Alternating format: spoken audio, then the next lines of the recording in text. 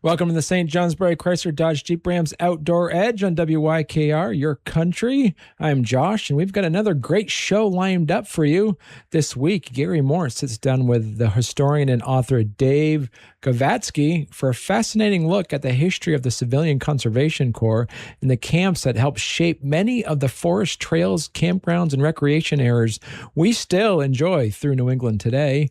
And we'll also bring you our new summer activities report, where we talked to Brook Railroad in Windsor, Vermont, just down the road on I-91 from here.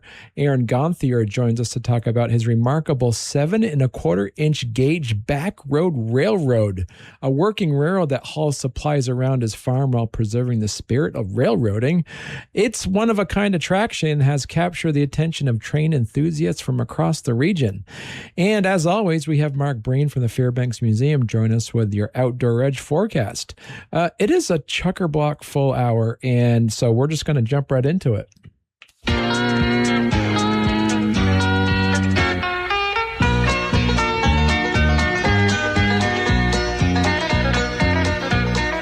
Good evening. Welcome to Thoughts on the Outdoors. My guest tonight is Dave Govatski, a man who knows a great deal about the Civilian Conservation Corps, and a man I heard speak about that same subject a few years ago down in Plymouth at the Museum of the White Mountains. As a result of that, I tried to stay in contact and have every intention of having on this program. So, Dave, welcome. Well, thanks, Gary. Thanks for inviting me to talk about one of my favorite topics, the Civilian Conservation Corps. Tell us a little bit about your background.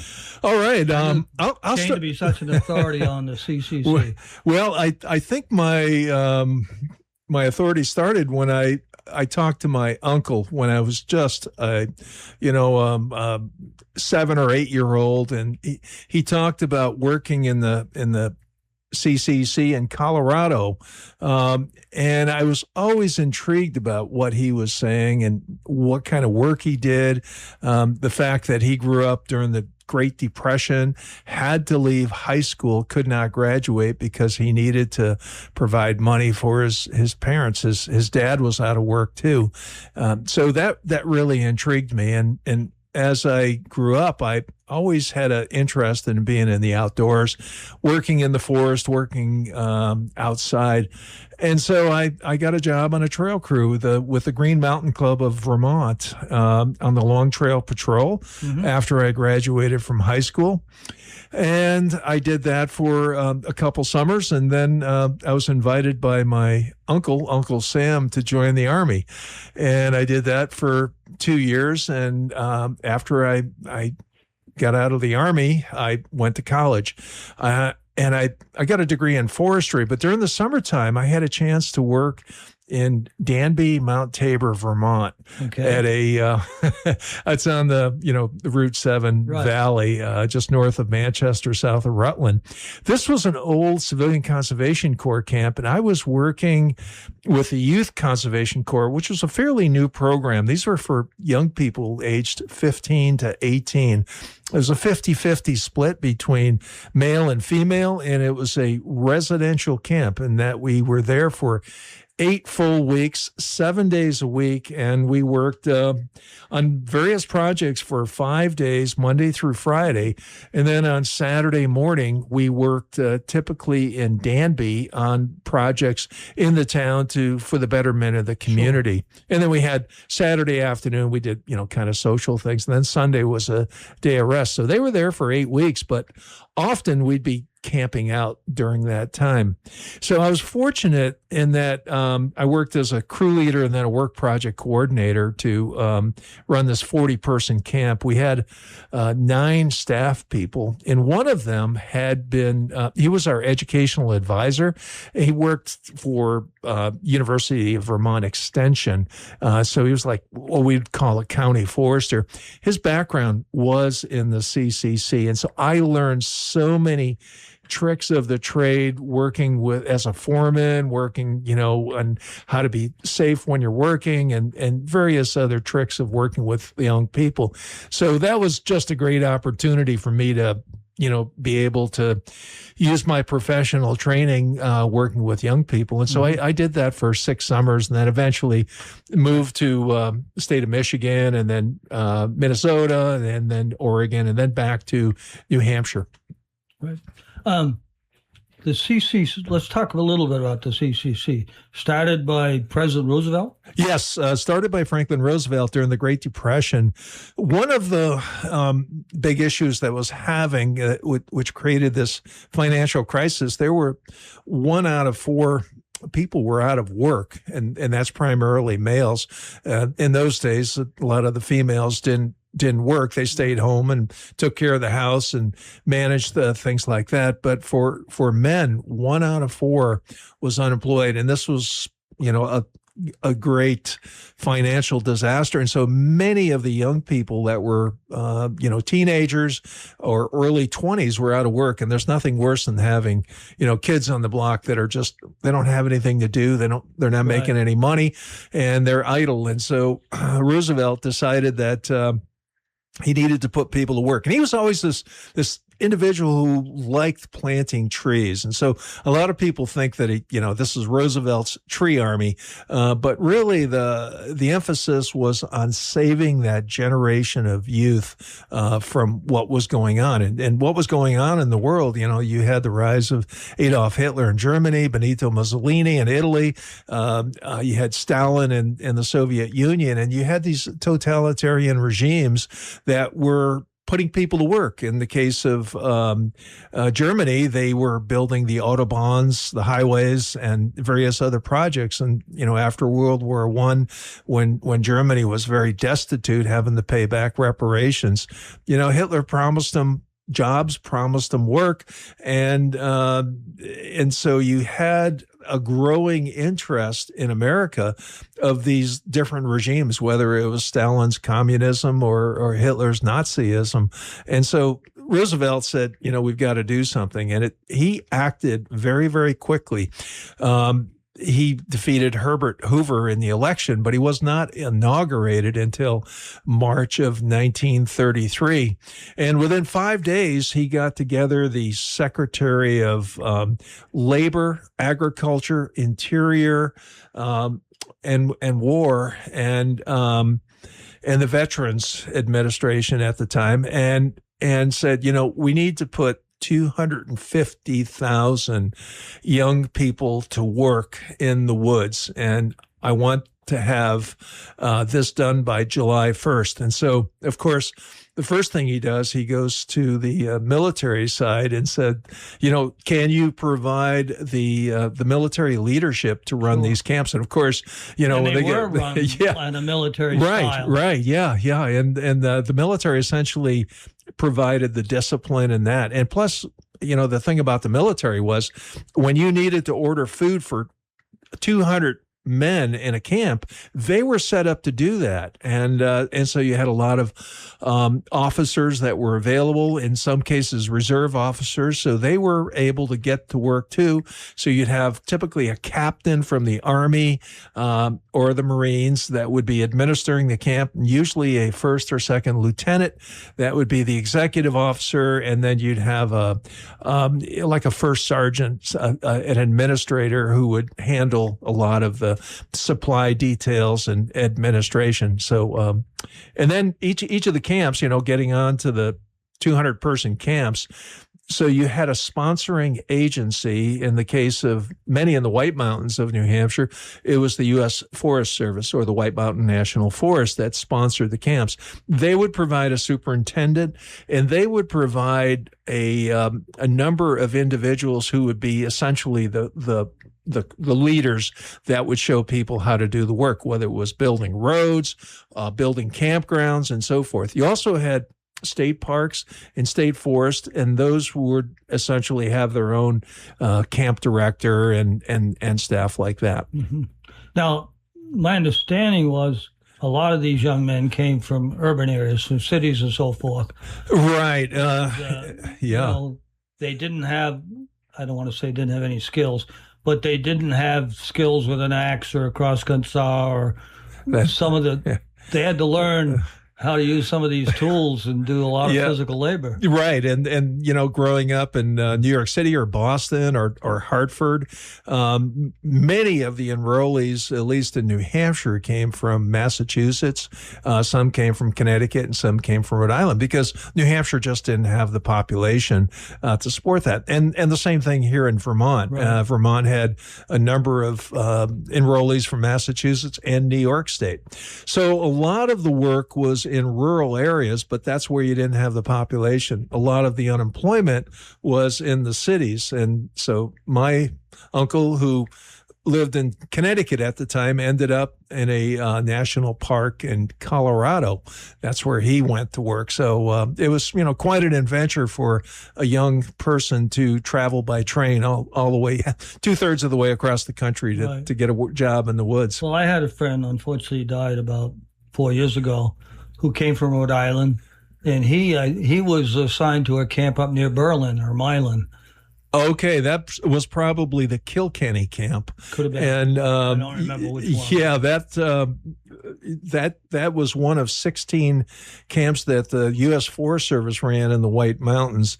There was an additional 6 camps that the state of New Hampshire ran. And in some cases, they were at state parks, and others were at state forests. And there was even one that was a private forest, and this was the Black Mountain Camp in Haverhill. Okay, yeah. So that right across the river. Right across the river, and so that you're was a private here. one. A private forest camp, and so it was essentially industrial. Forest. But the camp was set up the same way. Yeah, set up the same way, and they still had the same military leaders, and they still got the food from the Quartermaster Corps, and that. But the leadership was provided by private industry. So how many in New Hampshire? There's 16 for the White. Well, just in the White Mountains alone, there were 21 camps. 21 seats. Yeah, yeah. So there were, quite a number, and the state of, New Hampshire in general, depending on how you classify the camps, because sometimes they would move to a new location, but roughly 30 Civilian Conservation Corps camps that were set up. Vermont had 30, I understand. About 30 also, yes. Yeah. And there was, for instance, one at Brook Mountain. Right. There was one in Brunswick, which is further up the Connecticut River. Even though the mailing address, or I should say, the mailing address was North Stratford, New Hampshire, because that's where the post office was. The post office was, across the river, and that's where the railroad station was. So each of these camps actually was interesting. They had different classifications. So what kind of a camp was it? You start off, in this case, it's two letters that start off. For instance, NF is National Forest, NP is National Park, SF is State Forest, and from there you go to a camp name. And the case of Wildwood, Camp Wildwood, which was over in Easton and Benton, New Hampshire, you'd have that. And then you would have the military would assign a number to the particular company. And this was 101. And that means, to decode it, the Army was broken down into 10 different geographic areas that they called core areas. Mm-hmm. And we're in what's called the 1st Army area. And the Wildwood camp, maybe we can get into more of that later, was the first camp to be set up in New England.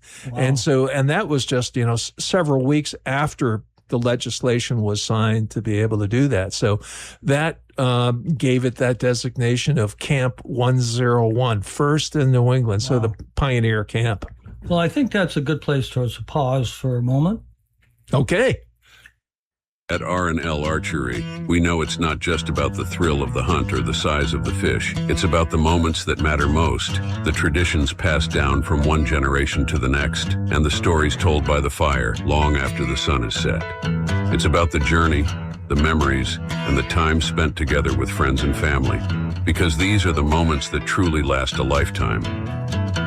R&L Archery, where every adventure begins. Come create your story. Every business story starts small. As you share your story, it creates movement, and movement builds momentum. Your social media and website are the conduits for that story. It's about more than clicks and views. It's about creating connection, community, and opportunity to do business. It's time to tell your story.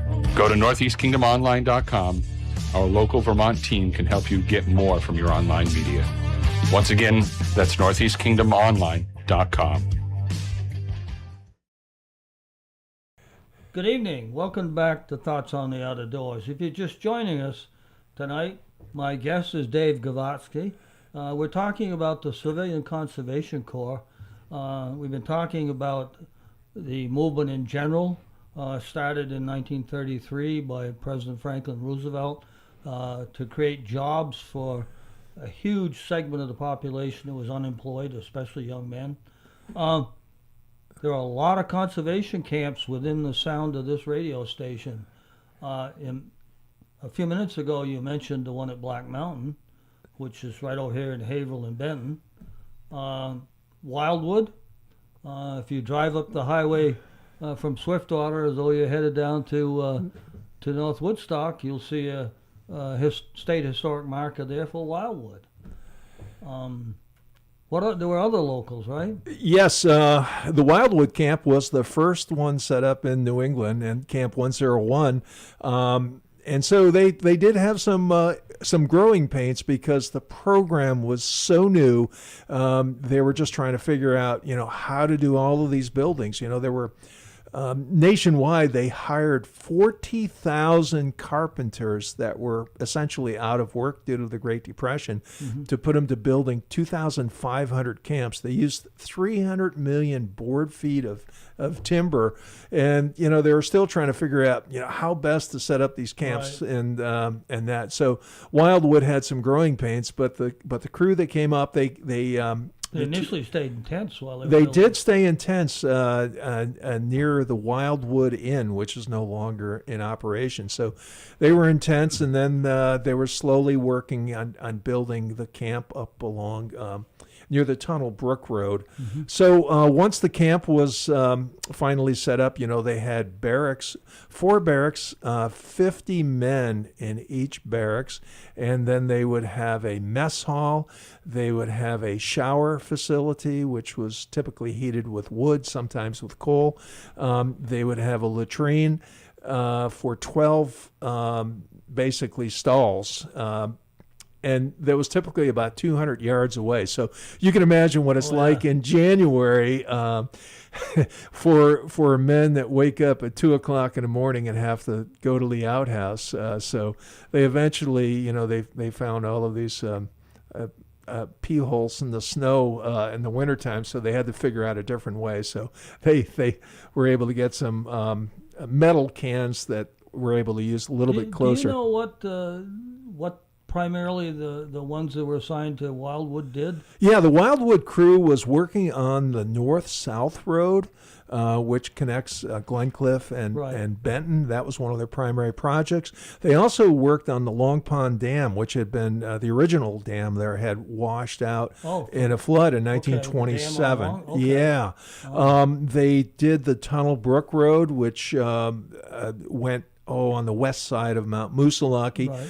They worked on 20 different ski trails and hiking trails in the area, including Black Mountain, Sugarloaf, and a number of the trails up on Mount Moosilauke. Okay. So they did that for 3 years, and they pretty well, and they also had a lot of other projects like blister rust control. They had the dealing with the gypsy moth, what we now call spongy moth, and forestry projects like that. But a lot of road construction, and the Wildwood Campground was another one of their big accomplishments, and you can still see the picnic shelter that they built at Wildwood, which was quite interesting. Right. So after 3 years, the Camp 101 moved to North Woodstock because they were going to be building the Warren to Woodstock highway, which is sometimes called up over the shoulder of not Moosilauke. Yeah, and so that was a big project, and so let me get this straight. Wildwood then just moved to North Woodstock. Yeah, the entire camp moved to North Woodstock to a new camp not far from the junction of going through Kinsman Notch Road and the Warren to Woodstock Road. And so there was another camp that was set up in Warren. And so they were basically working from both sides to try to get on the same project. Do you know where the one was in Warren? Yes, it's the one in Warren is on CCC Road. Okay. It was interesting. I went and visited all of the camps in the White Mountains and many in Vermont. I'm still working on some of the Vermont ones. And so I said, I'll just put in into Google Maps to find out where this particular camp is. And so I put Warren CCC Camp, and it pops up CCC Road, and it brought me right to it. Sure. And so you can walk in, and you can really see a lot of what the camp was like. Huh. And just 2 years ago, a book came out. It was called Core of Granite. I've got a copy here. It was done by Bob Averill and Chris Pastoriza. Chris is from Easton. Easton, that's right. Yep. I had Bob on this program. Oh, you did? This spring, yep. Okay. We talked a lot about the Core of Granite. Core of Granite. Okay, so you've already covered that. And there was another book that was done about a young lieutenant who was stationed at Wildwood. So there were two fatalities. I wanted to bring those two up and kind of memorialize that. There was a young man, 19-year-old by the name of L. Ledger, who was killed working on the highway. He was essentially what's called a powder monkey. He had blasting? been blasting. Yeah, he had been trained, at the quarries over in Barry, Montpelier. So he was specially trained, and so he had done one charge. It was going to be the last charge of the day to blow a ledge, and they wanted to put a fair amount of dynamite in the charge. And he pushed the plunger on the charger, and a chunk of granite got him in the jugular vein, and he essentially bled out very, very quickly, which is really unfortunate. And then there was an educational advisor who was assigned to the Wildwood camp. His last name was Wadsworth. December 24th, Christmas Eve, he's driving down to Lisbon, and his car hit some black ice, went off the road, and rolled into the Wild Ammonoosuc River, and he died. And there was a witness to the crash, and so that was a very sad event to lose two men. Wow. And they're the same camp. Yeah. And there was another fatality. This was from the Warren camp. There was a young two young men had gone up Moosilauke in the middle of winter, and they weren't properly prepared, and one did die of frostbite and hypothermia up near the summit. So that was unfortunate. So those things definitely happened. And other camps, there were tragedies. And when you have 3 million young men, that's a fairly large amount of people, and so accidents do occur, right. And there's truck accidents. Transportation always seemed to be one of the big killers. Before we go into some of the camps in Vermont and some more in New Hampshire, we really haven't talked much about these young men. They got paid a salary, but they only got a very small amount of the majority of that salary was sent home to the family. That was part of the program set up, wasn't it, to help the families? They wanted to spread the wealth across the nation, and it was ingenious to do that. They get $1 a day, and that's where the slogan, another day, another dollar, and 1,000,000 days, and I'll be a millionaire. So out of the $30 that they were paid as a junior enrollee, $25 went to their parents. And so, we're talking 1933, 34, so forth. Yeah. That was a big chunk of money to send home to the family. That bought a lot of groceries. That bought a lot of groceries for the family. Yes, and they didn't need any money. Well, they were than buying incidentals, right? Yeah, incidentals. They had 3 meals a day fed. That's right. And a place to sleep. Well, that's what they call the 3 hots and a cot. Right. And so even as far as the economy, a number of young men they were allowed to go home for Thanksgiving and Christmas, they decided to stay at the camp because they didn't want to burden their parents with, extra cost of that. So one of the things, you sign up for a 6-month tour. That was my question. 6 months? Yeah, 6 months, and you could do 4 different tours. So you could do 2 years. And then if you rise to the top, you're a good worker, you've taken courses and training, you can become a junior leader. So instead of $30, you can get $36, that extra $6, and that would go directly to you, up to $45. Wow. So that really encouraged the young men to become leaders. And at the beginning, and that was part of the goal. That was part of the goal. Yeah. The real goal was, to take your best workers and find jobs in the civilian sector. So that kind of made it a little difficult for, getting the highest quality work output out. But still, that was the goal, is to provide the training for these individuals. And when they started the camp, for instance, Wildwood, the first one, they didn't have a library, they didn't have any sporting equipment, and so a big fund was raised and fundraising effort in Manchester. The local people donated horseshoes, and they even donated a radio, which was a big thing in those days. And so that the enrollees could listen to the radio, and then books and magazines. But later on, that became much, much more important, that each camp had a library, and some of them were on permanent station there. Others would be, a rotating crop there. Now, did they work 6 days or 5 days? They worked 6 days a week, and typically, again, it's 5 full days and then a half a day on Saturday. And then on Sunday, they had the opportunity to go to church. Sometimes a local minister.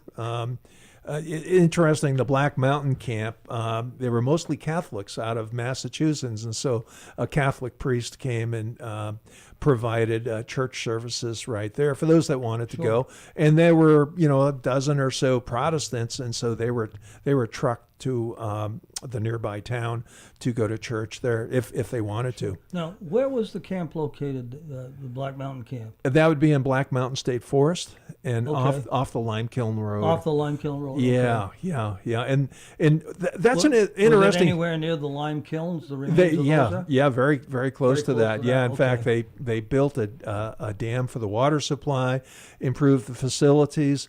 And before it became a CCC camp, it actually was a transient camp.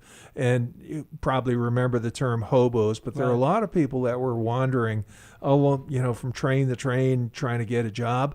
And so the Works Progress Administration, called the WPA, set up a transient camp at Black Mountain. I'll be darned. And in some cases, they would, stay for a few days and do work. But oftentimes they would get into trouble with alcohol and that. So it was a bit of a problem.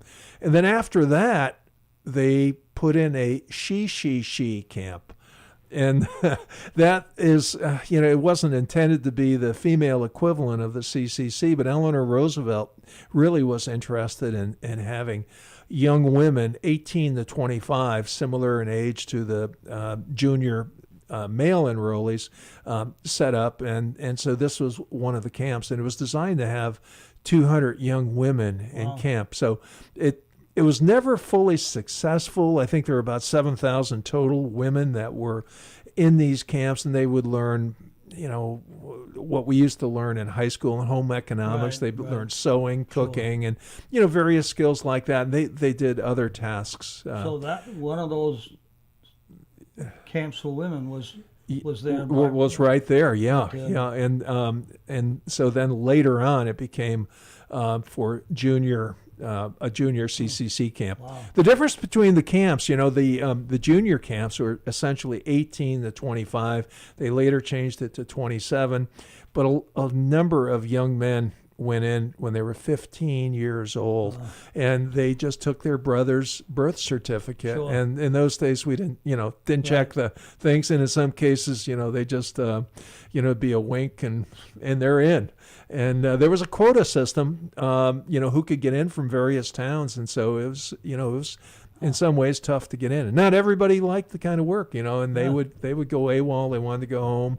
They were homesick. Well, I think that's also a good place to pause again. It's a St. Johnsbury Chrysler Dodge Jeep Rams Outdoor Edge on YKR Country. The Autosaver Group's St. Johnsbury Chrysler Jeep Dodge Ram asks, do your outdoor adventures take you to where you wish you had a four-wheel drive or all-wheel drive? At St. Johnsbury Chrysler Jeep Dodge Ram, explore their vast inventory of adventure-savvy four-wheel drives and all-wheel drive vehicles ready for you to drive at home. Plus, every St. Johnsbury Chrysler Jeep Dodge Ram deal includes the Big Deal Plus, which is a 2-year unlimited scheduled maintenance plan, which includes free state inspections for life. Stop in today in St. Johnsbury, Vermont, or shop St. Johnsbury Chrysler Jeep Dodge Ram online at stjohnsburycdjr.com. When the sun is high and the to-do list grows, it's time to call the folks who know. From mudroom builds to summer repairs, Bachelor shows up and truly cares. Remodels, upgrades, porches too. No job too small, they'll see it through. So make this summer your best one yet. With VTCarpenter.com, your safest bet. Well, welcome back to Thoughts on the Outdoors. If you're just joining me tonight, my guest is Dave Govatski, and we've been talking a lot about the Civilian Conservation Corps camps that existed in this area between 1933 and 1942 when all those young men were needed to go fight in World War II. Dave, we've been talking about some of the New Hampshire ones close by. There were a lot in Vermont too. In fact, right up here, what's now Groton State Forest, there were a couple of camps, one at Ricker's Mills, right? Yeah, let's talk about the Vermont camps, too. Vermont was fortunate, and they had a state forester by the name of Perry Merrill, who was instrumental in really getting the federal government to provide opportunities for camps here in Vermont. There were 2 camps in Groton State Forest, built working on roads and trails, campgrounds. One at Ricker's Mills, and the other was on the other side over in the Marshfield area. Mm-hmm. And so those camps would essentially be similar to the camps for project work that they had in New Hampshire. Now, they were primarily on building a road network and trail network in what's now Groton State Forest. That's right. Yeah, that's a fairly large state forest, yes, and so they were, working on campgrounds and picnic areas and other improvements, and other in general forestry work. They also did forest fire control work. A certain number of them were trained for that. Search and rescue. Burke Mountain. Yeah, the Burke Mountain. Were they working on the ski area back then? They were working on the road to the summit. Oh, okay. And the trail system, and also the ski trails. Mm-hmm. Yeah. Some of the camps, spent a lot of time because, we had the snow trains in the 1930s, right. And skiing. It was kind of the golden age of getting out, and so you had a lot of people that were interested in skiing. And you were also bringing them up from Boston and Hartford and Philadelphia and New York City up here to improve the economy. And so it was logical to put these young men to work building ski trails, whether it was on Cannon Mountain in Franconia, New Hampshire, or on the ski trails around here. And even Black Mountain in Haverhill had skiing here. And of course, Mansfield. Here in Vermont, we often think of the CC. We talk about the ski trails that were caught on Stowe, which now Stowe Mountain Resort. Sure, and even the Thetford camp, there was an individual in Thetford who donated over 300 acres of land to the state of Vermont. Is that now Thetford State Park? Yes, it is. Okay. Yeah, Thetford Hill is what they called it. And so the CCC there built a road to the summit. In those days, these are abandoned fields, essentially. Right. And so the 3Cs built the road, built picnic areas and other facilities, and so you can. They were also used for skiing. Sure. Yeah. Thetford Academy, by the way, maintains that particular state forest right now. They have one of the best cross-country running trails in the country. The state finals are almost always there for cross country because it's such a great trail now. Yeah, whoever designed it did a fabulous job, and so that's great to see. Now the Brook Mountain Camp, and then there was another one in Brunswick, a little bit further up the Connecticut River. Did that do the Maidstone? They did the Maidstone Road and Maidstone State Park, and a number of the other projects in that area. Do you know where the Brunswick camp was located? Was that near Brunswick Springs? It was near Brunswick Springs, and they actually improved the springs as one of the projects, and they were getting some of their water out of that supply. It's just south of there, not too far away.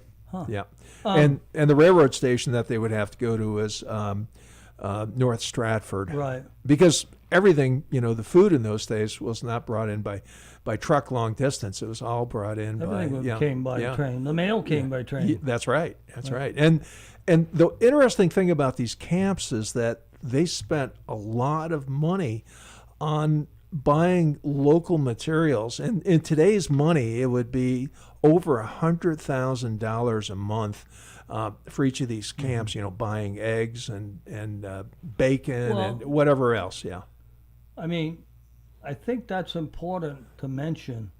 Not only did this program send money back home to the cities where these young men came from to help the families, it also put a lot of money in the local economy, like you say, buying food, supplies, and so forth, and hiring locals to help build the camps and so forth.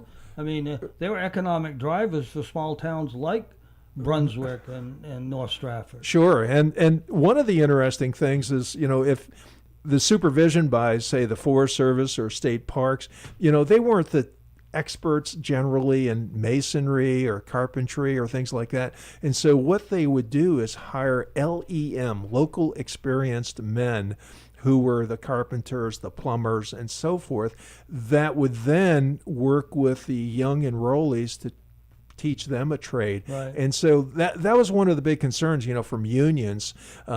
Unions were pretty powerful in those days, that they said, well, $1 a day, you're going to put us out of work.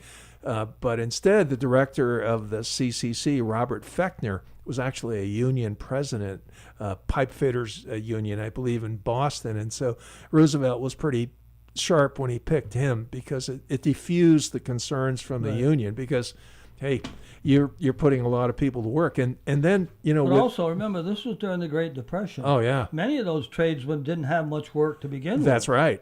That's right. If they could be hired to teach a trade to the CCC, sure, then that was helping them too. It was definitely helping them, and certainly bringing back industry, because the automobile industry was devastated by the Great Depression, and so here you have 2,500 camps, we'll say, at one time, each of them requiring approximately 20 vehicles.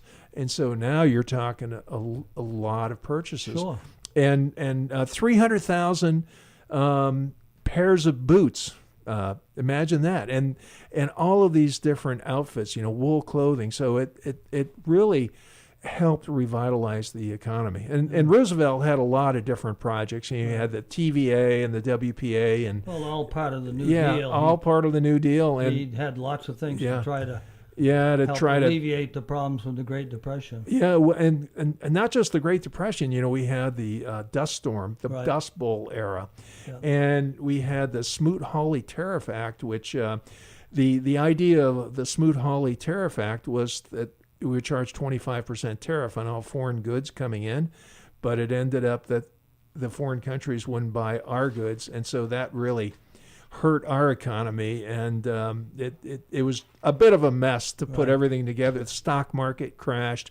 People lost a fortune on that. So fortunately, in closing though, because of World War II came up in December 7th, 1941, when the Japanese attacked us at Pearl Harbor, you had 3 million men that were proficient in working as a team working in various projects, learning how to run a bulldozer and various things like that, that many of them went off to war. Many of them were killed in the Second World War.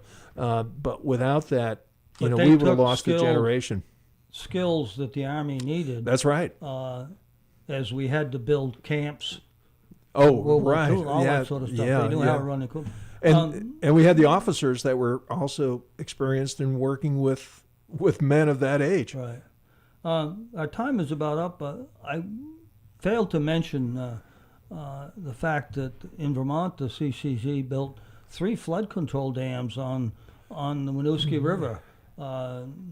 Listeners to this program drive the one in East Barry all the time. That's right. The dam, the Wrightsville Dam on that tributary, and the Waterbury Dam. Those were CCV projects. Yep. They weren't. CCV didn't just cut ski trails and build roads. They did other projects depending on where they were, such as those dams. Yeah, in fact, I was just at the Wrightsville Dam 2 weeks ago on a project, and also stopped at the Waterbury Dam. So yeah, those are amazing projects that are still around today. So the legacy of the CCC lives on. Well, I want to thank you, Dave, for coming over here and talking with. Dave comes all the way over from Randolph, New Hampshire. Well, thanks for inviting me, Gary. I really appreciate the opportunity to. Well, I was impressed when I heard you a few years ago down at the Museum of the White Mountains at Plymouth State College, Plymouth University now, with the program, and I vowed to get you on whenever I could. So, well, I hope you have me back again on another topic. Well, I definitely will. Okay. With that, good evening. We'll see you in 2 weeks. All right, and that was the conversation that Gary Moore had with Dave Govatski, who is the historian for the Civilian Conservation Corps. Now, coming up next is our summer activities report, and it's going to take us to Millbrook Railroad in Windsor. Aaron Gonthier shares the story behind his working backyard railroad and how it keeps and how it helps around the farm, and why visitors are making the trip to see this unique Vermont attraction. That's coming up right after these important messages. It's the St. Johnsbury Chrysler Dodge Jeep Rams Outdoor Edge on YKR Country. In this part of the world, summer always feels a little bit borrowed. So when the sun's out, folks around here put it to good use. Whether it's fishing, target practice, or just looking for an excuse to stay outside till dark, CCR Sports in St. Johnsbury has the gear and supplies to help. Before the weekend gets away from you, make sure you're ready for it. Visit ccrsports.net today. CCR Sports has something for all seasons and all ages. And summer's too short to spend half of it looking for what you need. That's ccrsports.net. At R&L Archery, we know it's not just about the thrill of the hunt or the size of the fish. It's about the moments that matter most, the traditions passed down from one generation to the next, and the stories told by the fire long after the sun is set.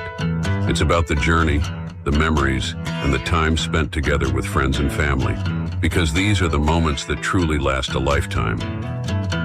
R&L Archery, where every adventure begins. Come create your story. Miles Supply, your stop for all your general business products, paper towels, toilet paper, first aid kits, and more. Purchase your paper and soap products from Miles, and they'll install the dispensers for free. Do you own a salon, restaurant, coffee shop, or gym making a monthly run to the big box store for your business supplies? Save time with Miles Supply. Call today for a sales visit, 476-3963, or walk directly into their showroom, 143 Boynton Street next to Spalding High School. Miles Supply, family-owned and building relationships since 1954. We have a very special guest on the phone. It's Aaron Gonthier, who is part of Millbrook Railroad down in Windsor, Vermont.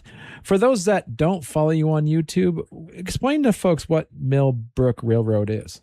So Millbrook Railroad is a 7.25-inch gauge ride-on private backyard railroad.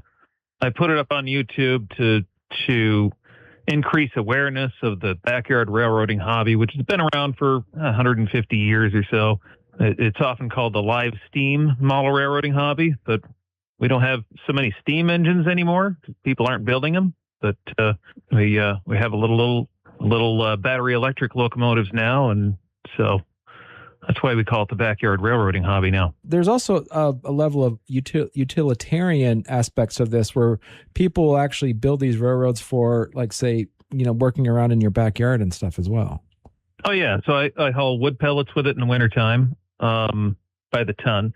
Take a 3-car train. I've got one car that's more heavy duty than the rest of them, but most of them can handle about 1/3 of a ton, but this one car can handle 1/2 a ton. So 3-car train handles a whole ton of wood pellets. Let's see, we haul rocks, we haul logs. I've been known to haul maple sap, but I got to get a new evaporator for that because, sometimes the evaporator isn't enough anymore. And so folks that are imagining it, kind of paint a picture of what it looks like. It's basically a miniature railroad system that you can ride on. Yes, exactly. So the equipment on the track stands about knee high to a normal adult, and you can sit on it. You're not going to break it by sitting on it, and it'll haul up to. I'll say the small engines that I make can haul up to a ton on a 2% grade, which is not a small amount. How many feet of track do you actually have set up? Well, right now, what I've got for track is about 1,060 feet of track on the main line. That's not including the sidings. I've got a siding that's 70 feet long, another one that's 60 feet long, another one is about 90 feet long. For lack of a better term, the route miles are about 1,060 feet. Wow. Ish. Okay. And folks can come visit and see these tracks, correct? Yeah, absolutely. They can come by, and you go to millbrookrailroad.com. You make an appointment because I'm not always here. I'm often helping somebody else with their railroad or out visiting other railroads, filming things that are interesting rather than just staying here and filming things around my own railroad. There's a whole ecosystem, a whole community around this hobby, and I try to show as many parts of that community as I can in the videos. And so for folks that are just learning about this for the first time, give them a reason why they should be a part of the hobby as well. Well, if you like trains, like being outdoors, and you think that maybe model railroading isn't for you because it's an indoor hobby, you're always in the basement alone. Well, this is completely the opposite of that. It's outside. Sure, you can do it alone, but it's a lot more fun with friends. Any hobby is more fun with friends. You don't even have to own any equipment. Find somebody with a railroad like the Millbrook Railroad, and you can volunteer here and let you run the trains. If you're volunteering, I mean, that's part of the fun. Do a little work, do a little playing on the trains, and enjoy each other's company. And do you build and design your own trains as well? Yeah, I build locomotives and cars. I designed a locomotive that does well on uneven tracks. So your track doesn't have to be perfect if you have a track. My track is definitely not perfect. Since 2020, the thing has been falling apart, but I overuse it, and I used to have regular work weekends throughout the year, and COVID kind of upended that. This year, thankfully, it's gotten a lot better. I've gotten a lot more people come by, but yeah, volunteering. And we're talking to Aaron Gonthier, who is part of Millbrook Railroad. And Millbrook Railroad is a private 7.25-inch gauge backyard railroad in Windsor, Vermont. They haul agricultural products and home heating fuel around the small farm. And it says on your website, your goal is to promote the backyard railroading hobby as a practical tool for homeowners and small farms. How many subscribers do you have on your YouTube page now? 34,000. Jeez, that's 192. Wow. Okay. So, I mean, and as you say, this is a full-on hobby that also has some pragmatic and practical use around the property. And for anybody that says, well, this is something that people might be able to put in place as compared to getting on a tractor and rutting up the fields. You can actually just put in some track and cart some things around your property as well. It depends on how steep your fields are, but yeah, it could work for that. It'll work in a lot of cases. It can work. There are obviously cases where it'll be more of a challenge. You have to have more will to make it work. But what I did here is this place had been a farm since the 1750s. And it had been dormant for the last, I'd say about 30 years as a farm. I started building the railroad with the farm in mind, thinking we might do chickens or something like that. Place certain things around the railroad, chicken coop right alongside the railroad, compost pile right alongside the railroad, garden area right alongside the railroad. So the railroad becomes a transportation system. You're connecting things, and it's maybe easier when you're starting over fresh than if you've already got a farming operation established. It's a little harder to sneak a track in here and there when it might not have quite the ideal route. Trains don't like grades steeper than 5 or 6%. Okay. I'm already close to that at 4.9% grade. That's almost 5 foot rise over 100 foot run, just to give you an idea of what a grade percentage is. And so this is a great opportunity for those that are looking at doing a day trip south of us, heading down towards any of the markets or any of the museums down south of us towards Windsor. And they should definitely go to millbrookrailroad.com, find a time to be available and see if they can swing by and call ahead, of course, as you mentioned, swing by and check out Millbrook Railroad. It's right off of 91. It's not that far off the interstate. Yeah, it's not that far. Actually, if you're already going to Windsor, like to the American Precision Museum, it's about 3 miles from the American Precision Museum.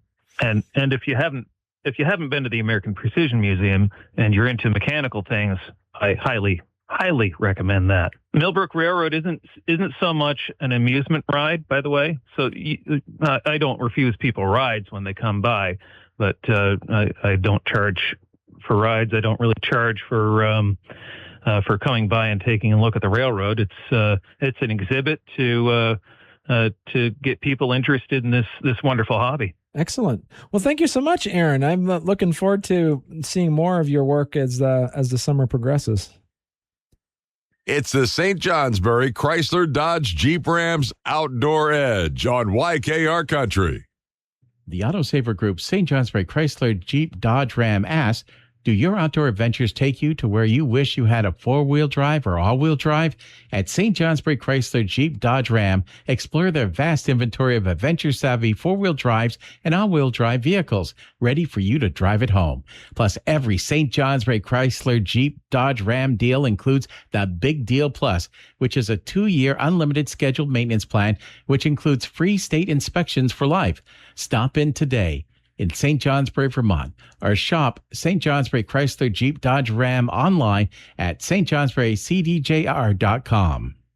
You've picked the paint colors, maybe even sketched a layout on the back of an envelope, or made the playlist for your grand opening. But without a design, it's just a dream. Riverside Design Works in Bradford makes those dreams real for families and small businesses across the Upper Valley.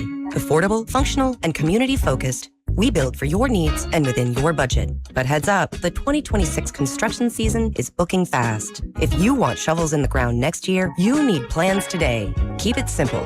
Riverside Design Works. Smart choices, reliable results. I'm Mark Breen. Welcome to the Outdoor Edge forecast. This weekend features the arrival of summer on our calendars, the summer solstice, when we experience the shortest night and longest daylight of the year. The sun is also at its maximum height above the horizon, about 70 degrees, so not overhead, but this position means it shines with its greatest strength. So why isn't June the hottest month? Well, it's fairly logical. The ocean takes a long time to warm up. No, we're not that close to the ocean, but since the globe is 75% ocean, it influences all of the weather patterns. It will be another 4 to 6 weeks before the warming of the oceans and the still long days of July push temperatures to their annual maximum during the last week of July. Even so, there's not a lot of difference over the next month. Average daytimes warm to the 70s when we have cooler, less humid air in place, 80s during those typical warm and muggy spells. Nights range from 50 or so on a cool night and holding in the 60s during those warm, steamy nights. So far, this June has been generous with its rain, joining May with above-average rainfall, which is good news for the groundwater and wells, but not so much for your outdoor plans. There is a trend with the weather still warming that July sees more sun than June, though localized showers and thunderstorms in most years keep our water supplies in good shape. Last summer's drought would be an exception.